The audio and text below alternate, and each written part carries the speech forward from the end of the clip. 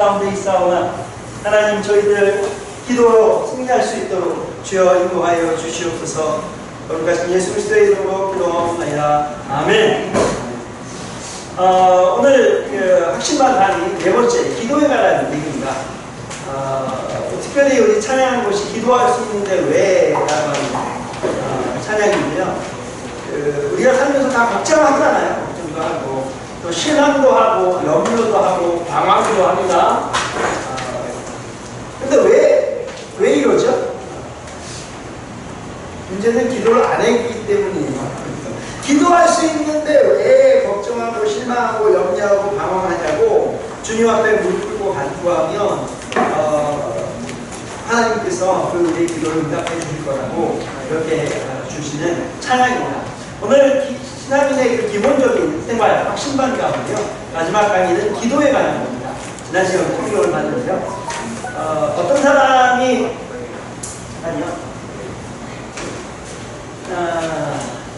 어떤 사람이 물어봤대요. 하나님 기도를 했답니다. 하나님 기도를 하다가 10억을 어떻게 생각하십니까? 이렇게 물어봤대요. 자기는 10억이 필요한 것 같아요. 하나님께서 이런 대답을 하셨대요. 10억? 아유 그거야 큰 돈이지. 하나님께서 그러셨대요. 이 사람이 너무 기분이 좋아서 그러면 하나님 1000년을 어떻게 생각하십니까? 그랬더니 그거야말로 나에게 1초에 불과하지. 그러니까 이 사람이 하나님께 이렇게 기도했죠. 하나님 10억이 푼돈이라고 하셨으니까 저에게 푼돈 한 푼만 주세요 라고 얘기를 했대요. 그때 하나님이 뭐라고 대답하셨을까요? 그래 내가 푼돈 10억 줄게. 그 대신 1초만 기다려. 이렇게 얘기를 하는 거예요. 하나님은 천년이 하루 같고 하루가 천년 같으니까 하루만 기다려라 이렇게 얘기를 했다는 거죠. 우리가 천국에 도착하면 성도들이 꼭 한 가지 후회하는 게 있다라고 리차드 무디가 이런 얘기를 했어요. 우리가 만약에 여러분 천국 갈 때 후회 안 할 것 뭐 여러 가지 많겠지만 후회할 게 얼마나 많겠어요. 자녀에게 잘못한 거, 뭐 남편에게 어떻게 하는 거, 또 아내에게 잘못해준 거, 뭐 여러 가지 후회할 일도 많겠지만 천국 갔을 때 뒤에 우리가 얘기하는 건 만약에 신자가 천국에 갔을 때 제일 먼저 가장 크게 후회할 한 가지는 그리스도인이 만약에 천국에서 쓸 수 있는 자원이 있다면 내가 기도만 했다면 우리가 붙들려 살 수 있는 무한한 능력이 있음에도 불구하고 그리스도인이 내가 기도를 하지 않았다는 걸 후회할 것이다 라는 거예요. 우리가 이 땅에서 내가 이 땅에서 살 때 이것만 잘했었으면 좋았을 텐데 이것만 있었으면 참 좋았을 텐데 이게 기회였는데 여러 가지 후회가 있지만 무니가 얘기하기로는 이 땅에서 우리가 후회할 것이 한 가지 있다면 그것은 기도하지 않는 것이다 라고 말했습니다. 여러분 기도 많이 하기를 간절히 원합니다. 우리의 삶이 어떤지 간절한 마음으로 하나님 앞에 하나님을 찾고 집중하고 있는지 아니면 간신히 기도 생활하면서 아슬아슬하게 세상과 하나님의 사람으로 줄타기하면서 살고 있는지 한번 생각해 봐야 돼요. 신앙생활은요 한마디로요 기도 생활이다 라고 해도 과언이 아닙니다. 한번 따라해 볼까요? 신앙생활은 기도 생활이다. 예, 여러분 지난주 신앙생활 얼마나 하셨죠? 1시간 하신 분 아무도 안 계세요? 1시간 하셨을 거 아니에요? 신앙생활을 지난주에 1시간도 안 했다고요? 기도생활은 신앙생활이다 라고 하는데 우리가 하루가 24시간이에요. 한 주 더 많죠. 한 주 동안 이 1시간도 기도하지 않다면 내 인생에 하루에 24분의 1도 하나님과 동행하지 않는 겁니다. 신앙생활하지 않는 거다 라고 말하기도 합니다. 기도가 뭐냐 한번 넘겨볼게요. 기도는 한번 읽을게요. 시작. 기도는 그리스도인의 특권이다. 네, 기도는 그리스도인의 특권입니다. 이 사실은 기도는 항상 더 넘겨보면 무거운 짐이 아니라는 거예요. 기도하라는 건데요. 참 우리 명절 때 보면요, 우리 그 가정 예배 드리잖아요. 그러면 그 말씀은 순서지에 있는 걸 정하는데 기도할 사람 그러면 다들 눈이 어때요? 그렇더라고요. 말씀은 우리 목사가 있으니까 알아서 하겠지. 그 다음에 기도를 누굴 시킬 거냐. 이게 또 나는 안 시켰으면 좋겠다 이런 마음들이 있더라고요. 기도는 짐이 아니에요. 기도는 그 다음 두 번째 뭐예요? 기도는 풀어야 할 숙제가 아니다. 이렇게 말해요. 기도는 무엇이냐? 하나님께서 우리에게 주신 특권이다. 잠깐 넘겨주세요. 근데 주어진 특권을 행사하지 않으면 참 어리석은 사람이 되겠죠. 대통령에게는 특권이 있습니다. 나라 국민을 위해서 특권을 주는 거죠. 봉사라고. 최적의 상태에서 최고의 정치력과 지도력을 발휘할 수 있도록 여러 가지 특권을 부여하는데요. 그래서 대통령 밑에는 늘 경호원이 대동합니다. 또 대통령은 이번 대통령은 안 그러는데 청와대에서 삽니다. 지금 아직 출퇴근 하시나요? 합니다. 또 자동차도요, 방탄차를 이용합니다. 근데 만약에요, 대통령이 이 모든 특권을 사용하고 집에서 지하철로 출퇴근한다. 자기 차도 아니고 방탄차도 아니고 지하철로 출퇴근한다. 그러면 대통령이 편할까요? 대통령은 좀 뭐 자기 원하는 대로 하니까 편할 수 있겠지만 국민들이 불안할 수 있지 않겠습니까? 언제 어디서 테러를 당할지 모르고 어떤 위급한 상황에 처할지 모르고 어떤 중요한 결정을 해야 되는데 그 시기를 놓칠 수 있기 때문에 그래서 주어진 특권인데 어쩌면 이거는 겸손이라기보다는 국민을 번거롭게 하는 일 가운데 하나일 수도 있습니다. 참 신기한 건 저희 집에는 지금 아이들이 좀 저한테 뭘 사달라고는 잘 안 합니다. 필요하다고 사달라고 하는데 어렸을 때는요 같이 가게를 가면 꼭 하나를 집어. 요즘은 애들이 착해져서 그랬는지 모르는데 가게에 가서 제가 야 마트 왔으니까 과자는 사! 그럼 이제 사거든요. 근데 그전엔 안 사요. 근데 어렸을 때는요 아유 지나가면 그냥 이거 찍고 저거 찍고 2개 찍고 막 이러지 않습니까? 왜 그래요? 부모가 옆에 있으니까. 그렇죠? 부모가 있으니까. 집어도 내가 계산하는 건 아니지만 부모가 계산해 줄 거라는 확신이 있는 거예요. 그것이 당당하게 어떻게 보면 자녀들한테 당당하게 부모에게 요구하는 모습 중에 하나일 거죠. 요즘은 저희 아이들이 안 그래가지고 오히려 가끔 조금 뭐랄까 안쓰러워요. 내 차리는 건가 아니면 부모가 없다고 생각하나? 그런 생각이 들기도 하면서 자녀를 걱정할 때가 있습니다. 특권은요 누리는 겁니다. 기도의 특권은 하나님께서 우리에게 부여하시는 거고 우리가 하나님의 영광을 위해 바르고 아름답게 살도록 쓰라고 우리에게 주신 것이 기도라고 하는 특권입니다. 기도가 뭔지 우리 정의 한번 볼까요? 기도의 정의. 기도는 뭐예요? 네, 영혼의 호흡이고 우리의 생명선이다 라고 말할 수 있습니다. 우리는 코를 통해 숨쉬고 호흡은 생명으로 이어갑니다. 근데 호흡이 끊어지면 어떻게 되나요? 우리가 숨을 쉴 수가 없죠. 생명이 끊어진 겁니다. 신앙인에게 기도는 호흡과도 같다는 거예요. 죽는다는 거죠. 이 죽음을 달리 말하면 우리가 어떻게 얘기하냐면 그 장례식 가면요 숨을 달리 하셨습니다. 이렇게 말하죠. 그렇죠? 죽음을 할 때 숨을 거두셨습니다. 숨 쉬는 거에 그만뒀다는 거예요. 이렇게 죽었다는 뜻이거든요. 마찬가지예요. 신앙생활합니다. 교회 다닙니다. 근데 기도를 안 하셨다 그러면 뭐라고 얘기해요? 숨을 거두셨습니다. 이렇게 얘기해야 된다는 거예요. 숨을 거두셨습니다. 숨을 안 쉬면서 신앙생활하고 있습니다. 라고 말하는 거예요. 기도의 자리는 다 나와야 돼요. 기도의 자리로. 아멘? 네, 다 아멘. 크게 하셔야 되는데. 기도의 자리로 나오셔야 돼요. 아멘? 네. 숨을 거두실 수 있어요. 신앙생활하면서. 숨을 거두면요. 신앙생활을 못해요.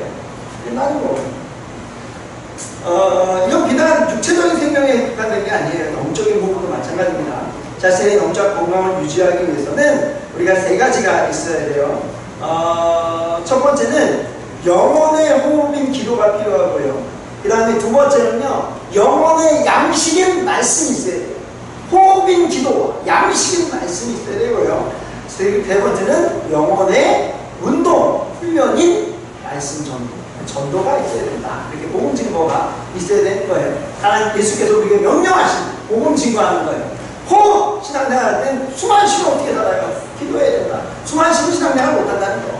양식 밥 안 먹고 어떻게 살아요? 말씀 안 보면 신앙생활 못한다는 거죠. 영혼의 운동 가만히 누워만 있고 먹고 그냥 숨만 쉬면 그렇게 사는 거예요? 아니잖아요. 신앙생활이라는 것은 열심히 복음을 증거하는 삶을 살아야 된다. 이 세 가지를 말하고 있습니다. 기도에 대해서 얘기할 때 기도는 하루를 열고 닫으며 하나님을 움직이는 뭐다? 열쇠다. 이렇게 말합니다. 하나님 뭐 여러 가지 필요한 건 많고 뭐 생각하는 것도 많고 원하는 것도 많은데 기도하지 않으면 하나님이 움직이지 않으시고, 아니 움직이지 못하셔서가 아니에요. 사실 움직이셔서가 아니라 우리의 하나님을 향한 그 마음을 보시고 우리에게 주시는 거예요. 우리도 가끔 그러지 않습니까? 내 자녀에게 뭐가 필요한지 알아요. 아는데 그가 나를 바라보고 의지하고 원하는지 구하는지를 보고 주잖아요. 이 시기가 중요한 겁니다. 기도로 하루를 열고 하루를 닫는 것, 이게 하루가 살 때 하나님을 의뢰하고 신뢰하겠다는 신앙의 결단이 담겨져 있습니다. 여러분 하루 시작할 때 기도를 시작하기 하려고 새벽 기도를 하고 싶더라고요. 아니면 아침에 일어나서 눈 딱 뜨고 제일 먼저 뭐 하라고요? 기도하세요. 이제 신앙이 신앙이 되신 지 오래됐죠. 신발은 아닙니다. 이제 신앙인을 하시는 분 아닙니다. 신앙이시면 오래됐습니다. 눈 제일 먼저 뜨고 할 번 기도해요. 하나님 오늘 하루 시험 들지 않게 해주시고, 하나님 오늘 하루 승리할 수 있도록 제 마음을, 내 생각을, 내 손과 발을 지장하여 주옵소서. 기도하는 거예요. 제일 먼저 기도로 하나님을 움직이는 열쇠로 그렇게 살아가는 거죠. 기도 없이 하루도 못한다는 그 개념이고요. 하나님을 움직이는 열쇠, 하나님의 마음을 움직이는 거 뭐밖에 없을까요? 기도밖에 없어요. 우리가 하나님께 할 수 있는 거, 하나님의 마음을 움직일 수 있는 거 기도예요. 모세가요, 이스라엘 백성들이 막 모세가 산에 올라갔을 때 우상 만들고 난리도 아니었습니까? 그 죄악에 대해서 하나님께 용서를 구합니다. 하나님의 마음은 어땠어요? 이 백성을 내가 다스러워, 내가 다시 만들어줄게. 너로 하여금 너 잘 따르고 잘 믿는 백성 내가 만들어줄게. 가나안 바로 입성시켜줄게. 근데 모세가 하나님께 금송아지 사건 이후로 기도합니다. 뭐라고 기도했는지 출애굽기 32장 32절에 제가 32장 32절 제가 읽어드릴게요. 그러나 이제 그들의 죄를 사하옵시옵소서. 그러지 아니하면 원하건대 주께서 기록하신 책에서 내 이름을 지워버려 주옵소서 라고 기도하는 거예요. 이게 모세의 기도입니다. 여러분들을 향한 어쩌면 저의 기도 가운데 한 가지 가장 첫 번째입니다. 이 죄를 사하여 주옵소서 라고 하는 거예요. 근데 모세와 같이 그렇지 않으면 차라리 제 이름을 생명책에서 저 지옥에 데려가 주세요 라고 말하지 못하는 거죠. 히스기야 왕이요 눈물로 기도했을 때요, 제가 죽게 생겼습니다 이렇게 기도했는데 히스기야 왕 뭐 어떻게 잘 하나님 앞에 잘 살았나요? 아니요, 그렇게 잘 못 살았습니다. 근데 히스기야 왕이요 하나님께 눈물로 기도를 합니다. 죽게 생겼습니다. 15년을 생명을 연장시켜줍니다. 여러분 이야기 10장 2절에 보면 히스기야가 나를 벽으로 향하여 여호와께 기도하여 이렇게 기도했다는 거죠. 그래서 6절에 내가 내 날이 15년 더 할 것이며 너와 이 성을 아스투르 왕의 손에서 구원하리라. 아니 생명 연장만 구했어요. 그런데 뭐라고 해요? 아스투르 왕의 손에서 내가 구해줄게 라고 기도했다는 거죠. 자, 우리가 기도하는데 기도하는 그 이유에 대해서 우리가 살펴보려고 해요. 기도는 세 번째는 뭐냐면 하나님과의 뭐라고요? 대화이고 교제예요. 우리가 마치 불교에서 구하는 것처럼 비나이다 비나이다 하는 것처럼 아유 그냥 주세요 라고 하는 게 아니라 코인 넣고 떨어지길 바라는 게 아니라 하나님과의 대화. 그리고 하나님은 뭐 어떻게 교제해요? 기도로 교제하는 거예요. 기도로 교제하는 거예요. 되어 없는 부부가 있다면 이미 파경에 맞은 거가 맞습니다. 대화를 하는데요, 일정 대화를 안 해요. 끝난 거죠, 뭐. 그렇지 않습니까? 대화 없는 부모와 자식은 뭐예요? 남남보다 못해요. 대화 안 해요, 평소에. 남남보다 못하죠. 대화 없는 곳에 따뜻한 사랑과 애정과 격려가 있으니 만무합니다. 대화하지 않는 하나님과 성도의 관계는 뭐예요? 성도가 아니에요. 하나님과의 자녀가 아니에요. 기도 안 하면서 무슨 소리예요? 기도는요, 하나님과 대화해요. 스스로 말하는 독백도 아니고요. 모두 들어봐도 아니에요. 기도의 전제 조건은 즉 확인이 깊을수록 더 대화가 깊어지고 모르는 건 설명이 깊어져. 여러분 하나님이 어떤 뜻인지 어떤 마음이신지 어떤 생각이신지 내 인생에서 모르겠다. 왜 몰라요? 기도 안해서 모르는 거예요. 그렇죠? 아니 교제가 없는데 무슨 마음을 알아요? 기도 안해서 모르는 거예요. 그래서 대화 기도 우리가 할수록 깊어지는 것처럼 마찬가지입니다. 기도도 사실은요, 기도는요, 질이 중요해요, 양이 중요해요? 뭐가 중요하나요? 예? 몇 시간 기도하는지가 중요해요? 얼마큼 기도하는지가 중요해요? 둘 다 중요해요. 근데 제가 경험해보다 양이 좀 더 중요한 것 같기도 해요. 정말 아닌 것 같죠? 네? 아닌 것 같죠? 기도해보세요. 내가 진짜 기도하다가 한 말도 없어. 네? 한 말도 없어. 근데 기도의 자리에 왔어. 그리고 엎드려 있어요. 그냥 하나님 뭐 기도할 건 없는데요. 그냥 일단 좀 있을게요. 왜냐면 내 뒤에 권사님이 안 가고 계시니까. 그런데요, 그렇게 기도의 자리에 앉아있잖아요. 나는 더 기도할 게 없어요. 아니, 할 게 없는 게 아니라 모르는 거죠, 기도를. 더 할 게 생각이 안 나는 거죠. 근데 하나님께서 말씀하세요. 마음의 평안도 주시고요. 저에게 지혜도 주시고요. 저에게 생각도 주시고요. 그렇죠? 그런 측면에서요. 마치 내가 하나님께 따다다다닥 하고 다 올려드린 거에 끝나는 게 아니라 가만히 묵상하면서 하나님, 제 마음과 내 소원과 기도는 저희가 어떻게 살기를 원하시나요? 지혜를 주세요. 라고 하는 하나님이 내게 말할 시간을 주셔야 합니다. 주셔야. 기도는 그래서 뭐 질도 중요한데요. 양도 중요하지 않아요. 이런 생각을 합니다. 네 번째 보면 기도는 어떻게 보면 쓰러져가는 집을 받쳐주는 기도인 것 같습니다. 모든 건축물을 세울 때 참 중요한데 우리의 신앙을 세울 때요 참 중요한 것이 기둥이에요. 이 기둥이 흔들리면 신앙이 흔들린 것처럼 기도 생활을 안 하면 우리의 신앙이 흔들립니다. 신앙도 이와 같죠. 기도는 나의 시각이 아니라 기도는 뭐냐? 내 편에서 하나님께서 나에게 뭘 주시기를 바라는 게 아니라 하나님의 시각에서 하나님 내게 뭐가 필요합니까? 라고 물어보는 거예요. 하나님 내가 지금 뭘 있어야 합니까? 어떻게 살아가야 됩니까? 라고 하는 거죠. 그래서 기도하면서 처음에는요 우리가 그렇잖아요. 하나님 내가요! 라고 시작했다가 우리 시편 보면요 마지막에 다 어떻게 끝나요? 하나님께서 나에게로 나로 시작해서 하나님으로 끝나는 게 기도입니다. 기도는 그렇게 해나가는 거죠. 여러분들 기도는 나의 필요를 하나님께 간구하는 것이고 합니다. 그렇죠? 나의 필요를 하나님께 구하는 거예요. 여러분 그러면 누구한테 말하겠어요? 사탄한테 말할 거예요? 아니면 뭐 사람을 누가 다른한테 얘기할 거예요? 나의 필요를 하나님께 구하는 겁니다.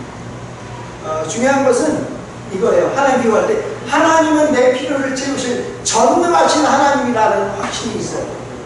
한번 따라해볼까요? 하나님은 나의 필요를 채우실 전능하신 하나님이시다. 네, 나의 필요를 채우실 전능하신 하나님이라는 걸 우리가 알아야겠죠. 우리의 삶을 충분히 채우실 하나님이라는 것을 믿을 때 우리는 우리의 삶을 존속할 수 있습니다. 육신의 수요와의 관심을 많이 기울이긴 하지만 하나님은 뭐 우리의 육신의 수요마저도 필요 없다라고 관심 안 가지시는 분은 아니십니다. 기도하는 이유에 대해서 볼게요. 이유와 목적을 상실하는 것만큼 힘든 일이 없어요. 기도가 뭔지를 알고 기도해야겠죠. 기도를 왜 합니까? 첫 번째, 기도를 왜 합니까? 예레미야서 33장 3절 우리 같이 읽을게요. 시작! 너는 내게 부르짖으라 내가 내게 응답하겠고 내가 알지 못하고 또 내게 보이리라. 하나님이 원하시니까요. 하나님이 원하십니다. 하나님이 우리에게 원하시는 것 기도하라는 것. 너는 내게 부르짖었으면 좋겠다. 이건가요? 아니죠. 부르짖는 것도 괜찮다. 이런 뜻인가요? 아닙니다. 명령문이에요. 부르짖으라 라고 말합니다. 넌 나에게 부르시라 라고 말했어요. 이 말은 뭐 무조건 기도할 때 통성기도 크게 기도하는 게 중요하다는 게 아니라 우리 마음속으로도요, 소리를 입 밖으로 소리를 크게 못 내도 마음속으로 간절하고 크게 마음의 크게 울림으로 기도하잖아요. 그렇죠? 크게 부르시죠. 이렇게 말하는 거예요. 이 기도의 명령이죠. 명령이란 원하는 걸 상대방이 해야 되는 거예요. 전쟁터에서 지휘관이 자, 우리 적군이 앞에서 총을 쏘고 있지만 우리 가운데 몇 명은 총을 맞을 수 있지만 자, 돌격 앞으로 하실게요. 자, 시작! 하고 가는 경우 있어요? 없잖아요. 우리 돌격 앞으로 해볼까요? 물어보는 경우 있나요? 없죠. 그냥 돌격 앞으로 하고 명령하는 거예요. 이게 명령이거든요. 기도는 명령이에요. 믿는 자라면 기도해라. 기도해라. 이렇게 말하는 거예요. 직장에서 상사가 회사에 중요한 일을 하다 보면 우리에게 필요한 걸 요구할 때가 있지만 이거는 어떻게 보면 그 명령과도 맞습니다. 이거 해야 되는 거예요. 그렇죠? 이와 마찬가지로 기도하는 것은 우리의 명령입니다. 에스겔서 36장 37절에 이런 말씀이 있습니다. 주 여호와께서 이와 같이 말씀하셨느니라. 그래도 이스라엘 족속이 이와 같이 자기에게 이루어 주기를 내게 구하여야 할지라. 내가 그들의 수요를 양떼같이 많아지게 하되라는 말이 있습니다. 그래도 기도해라는 거예요. 이스라엘 백성들이 에스겔 얼마나 에스겔 시대의 백성들이 엉망이었나요? 하나님께 예배도 제대로 안 드리고 우상도 섬기고 막 엉망 살았습니다. 그런데요, 하나님께서 말하시는 건 뭐예요? 그래도 기도하라. 우리의 삶이요, 가끔 그럴 때 있어요. 하나님, 제가 만나본 사람들 중에요, 교회 안 다니는, 예전에 여기서 카페 할 때, 벌써 예전이요. 예전에 여기서 카페를 할 때, 사람들이요, 와서 목사라고 그러니까 신기해서 하는 얘기가 뭔지 아세요? 목사님, 그래도 제가 예전에 신앙생활 열심히 했습니다. 이런 거 얘기해요. 그럼 지금은요? 지금은 안 하고 있어요. 그래도 예전엔 제가 기도 열심히 했습니다. 지금은 안 하고 있어요. 라고 말하는 거죠. 왜요? 지금이라도 다시 열심히 신앙생활 하시죠? 그럼 뭐라고 얘기하는 줄 아세요? 한때 그렇게 했는데, 제가 하나님과 떨어져 있으면서 죄를 너무 많이 졌어요.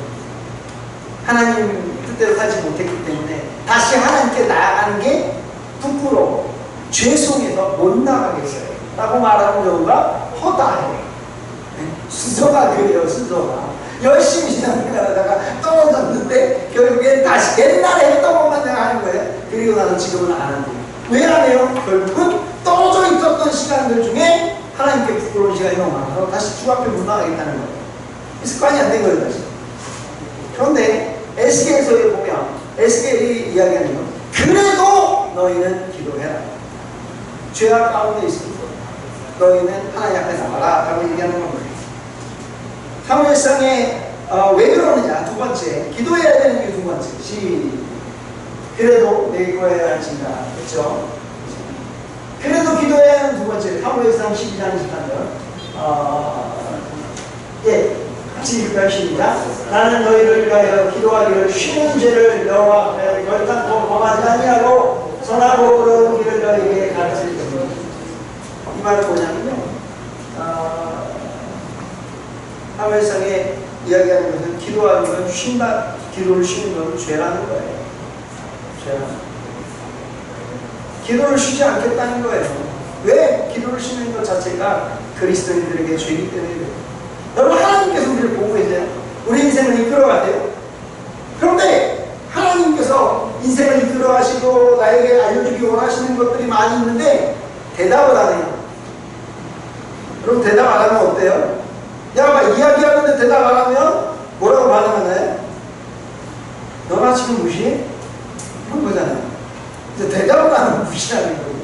하나님께서 끊임없이 말씀하시고 끊임없이 우리에게 은혜를 주시면서 교제하기 원하시는데 내 편에서 대답 안 해요. 말 안 해요. 그럼 뭐예요? 그럼 죄라는 거예요. 인간이라면 하나님 편에서 제가 이거 굉장히 불경한 생각이긴 하지만 내가 하나님이라면 제 성격이 별로 안 좋을수록 안 좋아 그러는 분들한테 너나 무시해? 그래? 나 없이 살아봐. 이럴 것 같아요. 그런데요, 참 신기하게 돼요. 하나님께서 끊임없이 얘기하시는데 기도의 자리로 안 나가잖아요. 하나님께서 우리에게 하시는 방법 중에 막 매를 때려서 오게 하시는 방법 첫 번째. 두 번째 뭐예요? 너는 하나 나도. 사탄이 이리 치고 저리 치고 처음엔 잘해주다가 이리 굴려먹고 저리 굴려먹고 괴로워요. 그 다음에 어떻게 돼요? 다시 주님 앞에 돌아오죠. 주님 안 되겠습니다. 살려주세요. 살려주옵소서 하는 거죠. 이스라엘 백성이 역사하겠고요. 어쩌면 우리의 삶이 역사하겠습니다. 기도하는 것이 기도하지 않는 게 죄이기 때문에 그렇죠. 항상 그래서 하나님과 동행하는 거예요. 사도 바울이요. 하나님께 이렇게 얘기해요. 쉬지 말고 기도하라 라고 말하는 거죠. 그래도 원면한 거예요. 데살로니가전서 5장 16절에서 18절 말씀 제가 읽어드릴게요. 항상 기뻐하라. 쉬지 말고 기도하라. 범사에 감사하라. 이는 너희를 향하실 하나님의 뜻입니다. 이렇게 말했어요. 자, 세 번째 기도해야 할 이유 무엇 때문이죠? 우리의 필요를 위해서. 아무것도 염려하지 말고 다만 모든 내 기도와 간구로 너희 구할 것을 감사함으로 하나님께 알아라. 이렇게 얘기합니다. 염려하지 말고 다만 기도와 간구와 알아라. 여러분 기도하면 염려 안 되나요? 안 돼야죠. 기도하면 염려 안 되잖아요. 그런데요, 처음 기도의 자리에 앉아 있잖아요. 그런 염려가 막 밀려와요. 염려 때문에 기도의 자리에 앉았잖아요. 그런데 기도하면서 염려하지 말고 그냥 기도와 간구로 구함을 감사함으로 알라 라고 말해요. 왜냐하면 그리하면 모든 지각에 뛰어나신 하나님의 평강이 그리스도 예수 안에서 너의 마음과 생각을 지키시리라 라고 말했습니다. 여러분 기도의 자리는 그런 겁니다. 진정한 기도는요, 물론 내 현재의 어려움에서 나옵니다. 필요에서 나오죠. 날마다 필요와 날마다 원하는 것이 있어요. 그래서 우리에게 주신 주기도문 중에도 이런 기도의 내용이 있지 않습니까? 뭐라고 써있어요? 우리에게 뭘 달라고요? 일용할 양식을 주옵시고 먹고 사는 문제 하나님 주세요 라고 하는 겁니다. 우리에게 일용할 양식을 주옵시고. 이것이 우리의 기도가 현재의 필요에 초점을 맞추고 있지만 감사함으로 하나님께서 채워주실 것을 믿으며 기도할 때 모든 지혜와 지각이 충만하신 하나님께서 채워주실 줄로 믿습니다. 그럼 응답받는 기도가 중요하지 않습니까? 기도하는데요. 자, 올려주세요. 기도할 때 응답받으면 좋잖아요. 여러분 응답 안 받는 기도가 좋으신 분? 나는 응답받는 기도가 좋다. 손 한번 들어주세요. 다들 구경하시는 것 같아서 손 들라고 하는 거예요 지금. 자, 손 한번 들어주세요. 나 응답받는 기도가 좋다. 예. 나는 응답 다들 그러시죠? 저는요 응답 안 받는 기도도 좋아요. 이런 배신자 목사님 자기만 좋은 거 하고 우리는 아주 나쁜 사람 만들고 나는 응답 받는 기도가 좋다고 해놓고 목사님은 거기서 손 번쩍 들고 나는 응답 안 받는 기도도 좋다고 그러고 못됐죠. 못됐어요. 기도는 응답 받는 게 좋아요. 그렇죠? 얼마나 기뻐요. 그런데 그러면 우리에게 응답은 뭐냐? 우리의 기도에 대해서 하나님께서 100% 반응하세요. 100% 반응하세요. 세 가지 모습으로. 첫 번째, 그래, 해줄게. 예스의 모습으로 반응하죠. 우리가 간구하시는 것대로. 사도행전 12장에 베드로가 감옥에 갇혀 있을 때 교회는 그를 위해서 간절히 기도합니다. 하나님께 이 감옥에 갇힌 목회자를 위해 간절히 기도하거든요. 그때 어떻게 해요? 천사가 나타나 옥문을 열어줍니다. 베드로를 감옥에서 열어주죠. 왜요? 베드로가 기도해서요? 성도들이 기도해서라고 명령합니다. 성도들이 기도해서. 사도행전 16장 바울과 신라에 기도하고 하나님을 찬송하며 아니 감옥에 갇혔어요. 전도하다가 얼마나 힘든 감옥이지. 요즘 감옥하고는 달라요. 그런데 바울과 신라가 기도하고 그 다음 뭐 했다고요? 찬송하니. 찬송할 상황이에요 지금. 우리 같은 경우는 그럴 거야. 하나님 제가 지금 주님 전화를 까먹게 쳤는데 이게 찬송할 일이에요. 이러시기에요 할 수 있는데 기도하고 찬송하니 감사하니 문이 열렸다는 거예요. 그 다음에 안 돼 라고 하는 거죠. 우리에게 기도하는 것은 안 되라고 이루어지지 않는 경우가 있어요. 고린도후서 12장에 나오는 사도 바울의 기도예요. 하나님 제가 그래도 말씀대로는 사도 아닙니까? 열심히 기도하는데 내 몸에 가시가 있어요. 때로는 그래도 이래도 넘어지고 자꾸 넘어지네요. 하나님 복음 증거 잘할 수 있도록 내 몸에 가신 이 병을 고쳐주세요 라고 했는데 하나님께서 뭐라고 했어요? 내 은혜가 족하다. 내 능력이 내 약한 데서 옵니다. 이렇게 말하는 거예요. 사람들이요 사도 바울의 능력을 보고 사도 바울을 위대하다, 사도 바울을 위대한 스승이다 하고 올려볼 때마다 가끔 간질인지 걸려 넘어져서 쓰러지는 거예요. 그 모습을 보고 사람들이 어떻게 느낄까요? 야, 저렇게 쓰러져서 거품 불고 있는, 저렇게 돌뿌리 같은 데 걸려서 넘어져 있는 이 사도 바울, 이 사람을 쓰는 하나님이 대단하시다 이렇게 되는 거예요. 약한 데서 쓰는 하나님이시다. 그래서 거기서 너의 강함이 나타난다 라고 말하는 거죠. 이게 뭐예요? 사도 바울은 하나님 고쳐주세요 아니야 라고 말하는 거죠. 모세가 하나님 저도 가나안 들어오게 해주세요. 하나님께서 아니야 하십니다. 그럴 때는 하나님 저에게 이거 주세요. 하나님께서 아니야 라고 하십니다. 그 다음에 세 번째는요, wait, 기다리라는 거예요.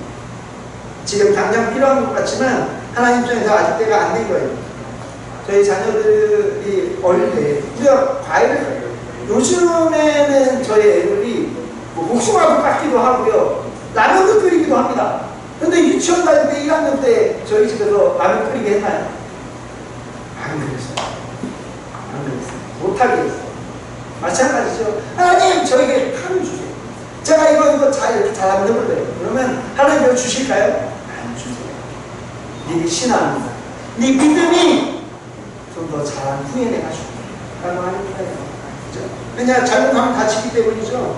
아이가 크고 성숙할 때는 잘 다루지만 때가 있는 겁니다. 때가 있는 거예요. 그죠? 근데 오늘날 우리가 기도할 때 늘 예스 부분에만 초점을 맞춰 있지만 어떻게 하면 우리가 하나님께 기도하면 예스를 할까? 예스 할까? 방법은 이거예요. 넘겨보면 하나님의 뜻을 예스하는 건 한번 읽어볼까요? 시작. 하나님의 뜻을 알고 기도해야. 우리는 하나님의 응답 받으려고 하잖아요. 근데 어떻게 해요? 하나님의 뜻을 알고 기도해야 되는 거예요. 하나님의 뜻이 모르는데 뜻을 알지 못하고 기도하면 다 노지형 안 기도해요. 하나님의 뜻을. 제게 키 없다고 제가 혼나는 게 있어요. 저희 장로님에게, 저희 사모에게 늘 혼나는 거, 그게 뭘까요? 사모님 뭘까요? 예? 예, 부드럽게 돌려 말하는데 센스라고 이야기하는데 눈치가 없어요. 목사가 눈치를 안 보고 사는 눈치가 없어요. 우리 장모님이 일을 하시다가 이거 가져오라고 저거 가져오고 저거 가져오라고 그거 가져오고 저거 손가락질 하는데 그걸 못 찾고 쌀을 못 찾고 이 손 땡기라는데 저 손 땡기고 말고. 뭐가 문제예요? 눈치가 없는 거죠. 눈치가. 센스가 없는 거예요. 문제는 뜻을 알아요. 뜻을. 그 뜻이 뭔지를 아는 것이 참 중요한 거죠. 이것이 우리가 응답받으려면 그 뜻을 알고 기도해야 되는 거예요. 요한일서 5장 14절 15절에 그를 향하여 우리가 가진 바 담대함이 이것이니 그의 뜻대로 무엇을 구하면 들으십니다. 우리가 무엇인지 구하는 바를 들으시는 줄을 안즉 우리가 그에게 구하는 것을 얻는 줄 또한 압니다. 하나님의 뜻이 뭔지를 알아야 되는 거예요. 성도가 사도 바울에 대해서 간절히 바보이 같은 사도 바울이 구원받기를 간절히 기도했을 때 하나님 뜻 아닙니까? 그렇죠? 하나님께서 문을 열어주시는 거예요. 우리의 고민은 하나님의 뜻을 어떻게 알 수 있는가 하는 거예요. 가장 확실한 방법은 우리 지난 시간 배웠던 성경을 자꾸 묵상하고 바라보면 우리에게 마치 녹아들듯이 하나님의 뜻이 뭔지 알게 돼요. 성경도 양인가 진인가 저는 둘 다라고 이야기합니다. 둘 다. 한 구절을 집중해서 보고 정말 중요한지를 말씀대로 행하는 거지만 또 양도 중요합니다. 열심히 보다 보면 여러분 성경 일독 해보셨나요? 해보셨을 거예요. 성경을 안 읽다가 뒤하고 저하고 쭉 보고 일독을 딱 하면요 그 마음에서 오는 그 따뜻한 그 햇볕과 같이 내게 비치는 그러한 은혜가 있어요. 그 평안이 있어요. 정말 마치 가을 햇볕이 마음에 팍 들어와서 눈부시게 하는 것처럼 마음이 편안해지고 따뜻해지는 마음이 있어요. 불안함이 사라지고요, 염려가 없어지고요, 근심이 떠나가. 그게 말씀의 능력이거든요. 그렇게 하나님께서 우리에게 말씀으로 하나님 뜻을 알게 하면 하나님 뜻 아는데 뭔 걱정이 있겠습니까? 기도에 대해서 윌리엄 버클리가 골로새 주석이 이렇게 썼어요. 기도는 하나님의 뜻을 아는 끊임없는 지식으로 충만하게 구하는 데서 시작된다. 기도의 최대 목적은 하나님의 뜻을 아는 거다. 여러분, 내 소원을 구하는 게 아니라 하나님의 뜻을 아는 것. 이걸 위해서 열심히 기도하기를 원합니다. 자, 두 번째, 응답의 확신을 갖고 기도하는 거죠. 마가복음 11장 22절에서 24절에 있어요. 길지만 우리 같이 한번 읽어볼까요? 시작. 예수께서 그들에게 대답하여 이르시되 하나님을 믿으라. 내가 진실로 너희에게 이르노니 누구든지 이 산을 들어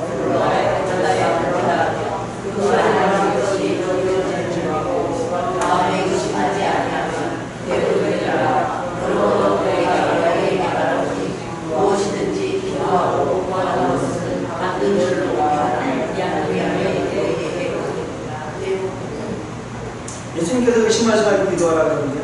많은 사람들이 기도할 때 어때요? 안심하는. 되겠어. 물론 기도할 때는 될 것 같아요. 자리에서 딱 일어나고 딱 나가고 문 딱 열 때, 아휴, 한숨 쉬면 그래서 많은 그 사람들이 그러잖아요. 사람들이 교회 나올 때 세상 짐을 다 지고 내려 예배 드릴 때 다 내려놓는. 그리고 예배 끝나고 나갈 때 어떻게 해요? 그 집 놓고 나가도 되는데 그걸 주워 다 다시 뒤집어서 어깨에 메고 들고 또 나간다는 거예요. 뭐가 똑같이 뭐가 달라요? 그러면 다 그렇게 산다는 거예요. 여러분, 주님께서 그래서 답답해서 이야기하는 거예요. 아니, 기도했으면 믿어 된 줄로 믿고 구하면 이 사람들로 바다에 던지라 할 때도 되는데 왜 그거 못 믿고 다시 어깨에 메고 나가냐고, 이런 말씀들을 하시는 거죠. 이런 말씀하시는 거죠. 자녀에게 떡을 달라고 하면 돌을 주고 생선을 달라고 하는데 뱀을 줄 자녀가 없다 라고 말해요.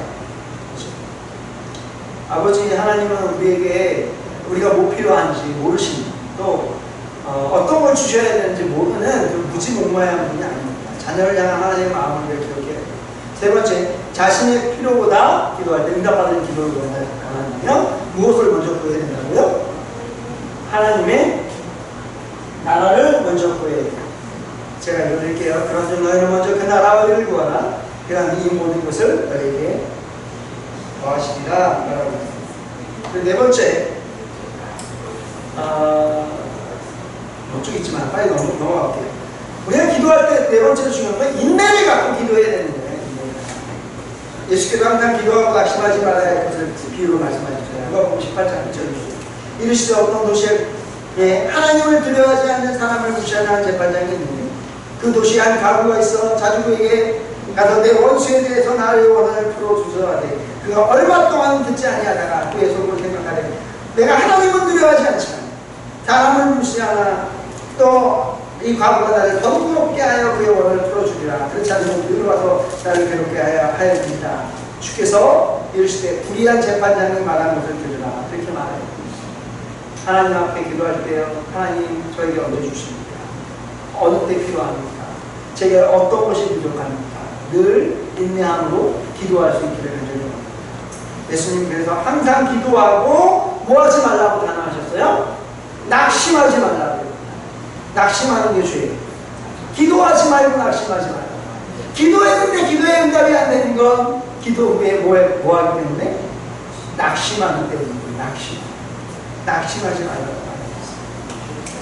주님은 우리가 기도할 때 게으르지 않고 끈기 있게 인내를 가지고 기도하기를 원하십니다. 낙심하지 않고 응답받을 줄 알고 기도하는 거죠. 엘리야가요, 기도를 합니다. 비가 오기를 기도했는데 저 평동 너머에 폿바닥만한 그 비구름이 나타나서 기도의 응답과 기도의 그 믿음이 응답되어질 것을 알기 전에 몇 번 기도했는 줄 아십니까? 7번 기도합니다. 7번 기도하다가 야, 너 하나 가봐. 아무도 없네. 그래, 나는 다시 기도. 야, 가봐. 예, 아무도 없네. 알았다.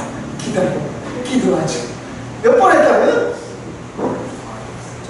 3번 하고, 야, 안 된다고 그래. 하나님 오늘 아닌 것 같다고 내려왔는데, 7번 기도했어요. 7번 기도하고, 야, 가봐라. 근데 갔더니, 하나님은 저 동거에 큰 구름대도 아니고 손바닥만한 구름이 하나 있습니다. 그래! 손바닥! 저한테는 손바닥? 됐다. 됐다. 아닌가 보다. 야, 됐다. 야, 그만해! 그래서 기도를 하는 거죠. 그게 큰 구름이 되고 비가 내렸다는 거예요. 손바닥만한 작은 조금 후에 구름과 바람이 일어나 하늘이 캄캄해지며 큰 비가 내리는지라. 할렐루야. 기도의 큰 비가 중요한 거예요. 이 말을 기억했으면 좋겠습니다. 기도하는 사람, 우리가 하는 얘기가 나는 응답받기 전에 기도의 물을 풀지 않았다 라고 하는 거예요. 끊임없이 무릎 꿇고 기도하는 거예요. 응답받을 때까지. 요한복음 14장 예수의 이름으로 기도하는 거죠. 5번째 기도할 때 응답받는 것을 위해서 주요한 것은 예수 이름으로 기도하는 겁니다. 요한복음 14장 13절 14절 같이 읽을게요. 시작. 너희가 내 이름으로 무엇을 구하든지 내가 행하리니 이는 아버지로 하여금 나로 말미암아 영광을 받으시게 하려니라. 내 이름으로 무엇인지 내게 구하면 내가 행하리라. 아멘. 주님의 이름으로 예수 이름으로 기도합니다. 감사합니다. 그 예수 이름의 능력이 여기 있어요. 예수께서 행하시는 거예요.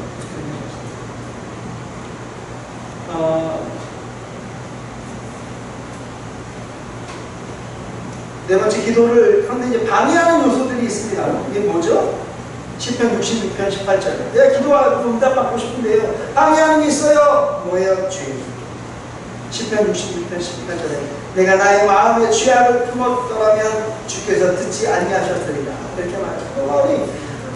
아니 다윗이 하나님께 하는데 응답을 받아요. 사람들이 그렇게 물었겠죠. 아니 당신은 어떻게 기도를 응답을 그렇게 살았냐. 그랬더니 하는 말이 마음의 죄악을 품지 않고 기도했다.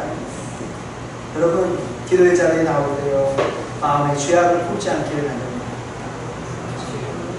그래야 응답받습니다. 죄악은 하나님과의 관계에서 끊어지는 거죠. 우리 사이를 가로막는 겁니다. 죄악의 문제를 해결해야만 하나님과의 깊은 기도가 교제가 이루어지는 거예요.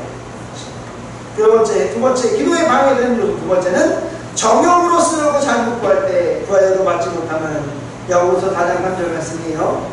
구하여도 받지 못하면 정욕으로 쓰려고 잘못 구하기 때문이에요. 자신의 뜻과 자신의 소원이 성취되기를 바라는 마음, 우리의 이기심, 여기도 신앙의 출발점으로 쓰이지만 신앙의 동착점은 되지 않아야 돼요. 하나님 내가 구원받아야 돼요. 나 잘 살아야 돼요. 잘 돼야 돼요. 물론 여기서 시작하겠죠. 그런데 그게 종착점은 되지 않아야 돼요. 하나님의 뜻과 하나님의 의와 하나님의 나라에 내가 쓰임받기를 원합니다. 그래서 천국에서 그 기쁨을 함께 누리기를 원합니다 라고 기도로 마무리해야 되는 거죠. 이 말씀은 무엇을 구하기 전에 먼저 목적을 위해서 얻으려 할지 분명히 하도록 요청받는 거예요. 목적이 분명해야 돼요. 하나님 내 자녀 잘 돼야 됩니다. 좋은 대학 가야 돼요. 목적이 분명해야 돼요. 하나님을 위하여. 하나님을 위하여. 누가 자기 정욕대로 쓰면 안 되는 게 이런 겁니다. 누가 25년 살아도 저는 이제 뭐 얼마 안 살아서 살고 있는 그래도 혼자 사는 시간보다 저희 사모랑 사는 시간이 더 깁니다. 누가 25년이 돼갖고 두 사람이 그날을 기념하고 있는데 하늘에서 천사가 나타나요. 천사가 나타나서 소원 한 가지씩을 내가 들어줄게 라고 이야기를 합니다. 할머니가 먼저 기도를 했어요. 소원 한 가지 들어주겠다고요. 제 소원은 그동안 고생 워낙 가난하게 살다 보니까 세상 구경을 못했어요. 세계 일주일 여행 한 번 했으면 좋겠습니다 라고 기도했어요. 그러자 천사가 어떻게 했을까요? 그래 이러면서 항공권을 세계 여행 항공권을 주셨대요. 다음에 할아버지 차례. 할아버지가 뭘 하기도 했을까요?